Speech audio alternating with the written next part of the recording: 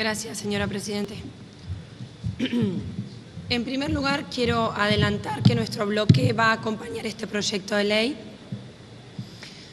Y las razones son, primero, porque hace tiempo que venimos reclamando que la asignación universal por hijo se establezca por ley, resultado del consenso de los diferentes sectores políticos y consolidando un derecho, el derecho a un piso mínimo de protección social. Segundo, porque varios han sido los proyectos que hemos presentado para que dichas asignaciones, incluyendo las asignaciones familiares, yo tengo un proyecto de mi autoría, tengan un mecanismo de actualización que sea independiente de la conveniencia y la arbitrariedad o la discrecionalidad del poder político de turno, estableciendo esta automaticidad que establece este proyecto de ley que se utiliza también para la movilidad jubilatoria. Estas actualizaciones son obviamente indispensables para que todas las asignaciones no pierdan su valor real frente a la inflación, que además, por supuesto, siempre afecta a los que menos tienen. De hecho, hemos ido observando cómo han sido las actualizaciones y en el caso de la asignación universal por hijo, la verdad que han sido bastante bien actualizadas, pero no ha sucedido lo mismo con las asignaciones familiares, que si bien en los últimos años han recibido aumento de montos, todavía hay mucho en desfasaje, se ha tratado de compensar, pero están por debajo del promedio de los aumentos salariales desde el 2003 y del índice de inflación que se acumuló. Ahora bien, ¿cuál es el desafío hacia adelante? Nos interesa pensar en el futuro. Claramente aceptamos esto es un derecho que han adquirido los niños y hay que pensar desde este punto de partida hacia dónde queremos ir. Y para esto quisiera que no perdamos de vista cuál es la situación actual y para eso me permito leer, señora Presidenta, una conclusión que hace el Observatorio de la Deuda Social Argentina, que hace un informe sobre la estimación del impacto de la UAH en la pobreza y en la indigencia. Y dice así, una de sus conclusiones que me parece importante para no perder de vista cuál es la situación social.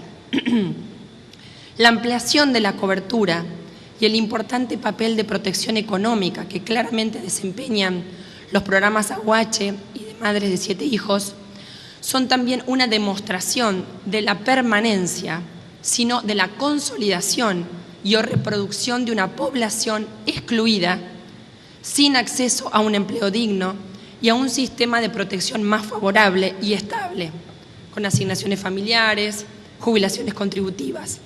Por lo que la recepción, dice el informe, de tales programas sociales de transferencia de ingresos no deja de ser también un indicador del déficit en materia de autonomía económica, de equidad distributiva, lo hablaba un diputado preopinante, e inclusión social que pesa sobre amplios sectores de la población. Estamos hablando de 11 millones de personas que se encuentran debajo de la línea de pobreza, donde además la mayor incidencia la tienen los menores de 18 años, en un 35% son pobres. Es lo que se llama la infantilización de la pobreza. Esto nos exige plantearnos cómo evolucionar con esta política pública, cómo mejorar este sistema de protección. Y aquí quiero detenerme en lo que falta y que creo que lo podríamos haber solucionado si este debate hubiese permitido algunos aportes y que además va a ser el desafío del nuevo gobierno, del próximo gobierno, y que además Mauricio Macri tiene la voluntad de avanzar en este sentido. Primero, que más allá de debatir en el futuro sobre una política de protección social universal que otorgue cobertura a toda la población en base a su condición de ciudadanía y no de pobreza, mi planteo prioritario hoy es la situación de garantizar de mínima que estemos llegando a todos los niños pobres. Y en este sentido me parece que deberíamos corregir, y esto no es solo de un análisis técnico de nuestros equipos de desarrollo social de la Fundación Pensar, sino también lo que me expresa la gente en la calle, los vecinos. Y hace 2 días estuve en una reunión de vecinos y una mamá, Priscila, del barrio Nueva Ana de Avellaneda, me decía, tengo 2 hijos, estaba cobrando la asignación universal por hijo, los llevaba a una escuela estatal y los pasé a una escuela pública de gestión privada buscando calidad educativa, buscando seguridad, buscando que se cumplan la cantidad de días de escuela.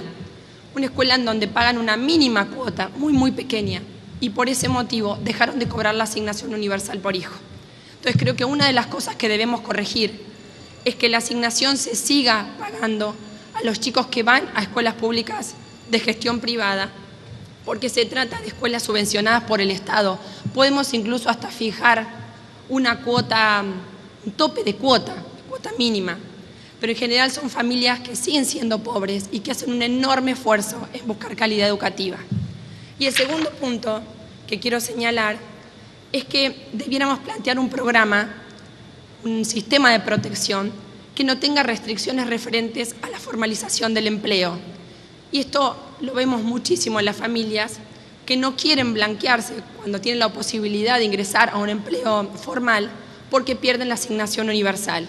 Esto no solo desincentiva, sino que no tiene sentido, porque la verdad es que lo que nosotros hacemos con esta protección, y en la Ciudad de Buenos Aires hay un programa que se llama Ciudadanía Porteña, que es un programa asignado a las familias, cierto, no es un derecho de los niños, sino con otra visión, pero no está atado a tener o no trabajo formal, sino a si esa familia tiene ingresos por debajo del nivel de pobreza e indigencia, que creo que ese sería el criterio que debiéramos tener para este programa social.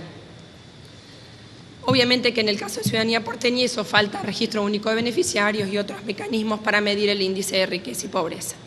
Ahora bien, volviendo a remarcar, y en esto estamos absolutamente de acuerdo, que la asignación universal por hijo es un derecho de los niños y que ha sido uno de los logros más destacables de esta gestión, creo que lo que nos queda es el desafío, plantearnos hacia adelante, que el Estado debe complementar con políticas públicas este sistema y acompañar a las familias para que los niños tengan y logren un desarrollo sustentable, un desarrollo humano sustentable y además integrado socialmente. Una vivienda digna, una vida digna, un trabajo digno, un empleo digno. Además reconocemos que esta asignación ha empoderado a las mujeres, pero también tenemos que seguir empoderando, le ha dado capacidad económica. ¿Cómo vamos a seguir ayudando a estas jefas de hogar para que trabajen, para que estudien, con programas de capacitación y empleo, con la implementación de los centros de primera infancia para que puedan llevar a sus hijos? Claramente no se trata solamente de ingresos monetarios, se trata de ir incorporando a la familia otras capacidades, educación, salud. Como decía el doctor Albino, no se trata solamente de pobreza material, también de pobreza de afecto. Y solamente para terminar y dejarle la palabra a mi compañero, quiero hacer una referencia a un planteo que creo es un desafío también. Una mirada que tenemos que empezar a tener más cercana a la familia como unidad de intervención estatal. Y voy a permitir leer algo que dijo el Santo Padre, el Papa Francisco, hace poquito en Bolivia. La familia merece que los responsables del bien común le presten una especial atención. Nosotros somos los responsables del bien común. La familia está sometida a muchos factores de riesgo, como por ejemplo la violencia doméstica, el alcoholismo, el machismo, las drogas, el desempleo, la inseguridad civil, el abandono de las personas mayores, los niños de la calle.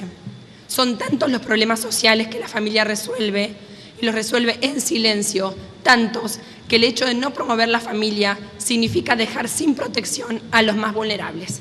El desafío está planteado. Gracias.